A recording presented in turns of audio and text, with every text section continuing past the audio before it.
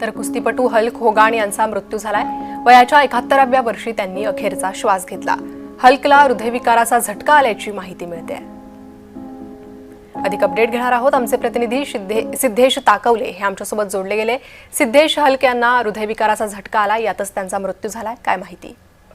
जर प्रणिता आपण जर बघितलं तर जगप्रसिद्ध रेसलिंग स्टार टेरी बॉलिया म्हणजे हल्क होगन असं त्यांना ओळखलं जातं।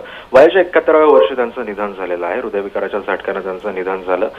1980 ते 1990च्या दशकामध्ये हल्क होगन हे केवळ WWE साठी मर्यादित नव्हतं, तर एक पॉप कल्चर आयकॉन एक बनलेलं होतं।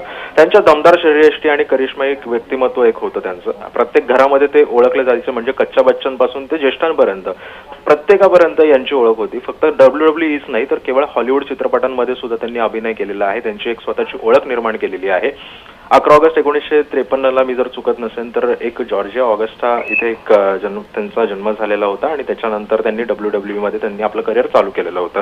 अनेक वेब सिरीज असतील किंवा अनेक हॉलिवूड सिनेमे असतील याच्यामध्ये सुद्धा त्यांनी काम केलेलं होतं आणि त्यामुळेच WWE विश्वावरती सुद्धा आता एक शोककळा पसरली आहे। प्रणिता, अगदी सिद्धेश, त्यामुळे दुःख व्यक्त करण्यात येत आहे।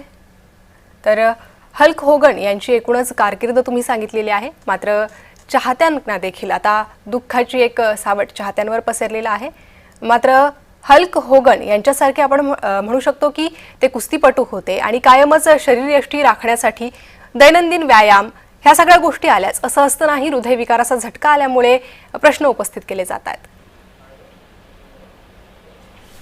त्यामुळे आपण जर खरं नक्कीच, कारण ह्याच्या आधी सुद्धा अनेक WWE मधले जे काही स्पर्धक होते किंवा अनेक जे पैलवान होते त्यांचं सुद्धा आकस्मिक असं निधन झालेलं आहे। कारण कदाचित आता याचं मृत्यूचं कारण अद्याप अजून कळू शकलेलं नाही। मात्र पोस्टमॉर्टम अंती तरी हाच अहवाल हाती आलेला आहे की त्यांचा जो मृत्यू झालेला आहे तो हृदयविकाराच्या झटक्याने झालेला आहे। त्यामुळे आता कदाचित पुढचा तपास आता पोलीस कशा पद्धतीने करतात हे सुद्धा पाहणं महत्त्वाचं असणार आहे। प्रणिता, सिद्धेश, धन्यवाद या सविस्तर माहितीसाठी।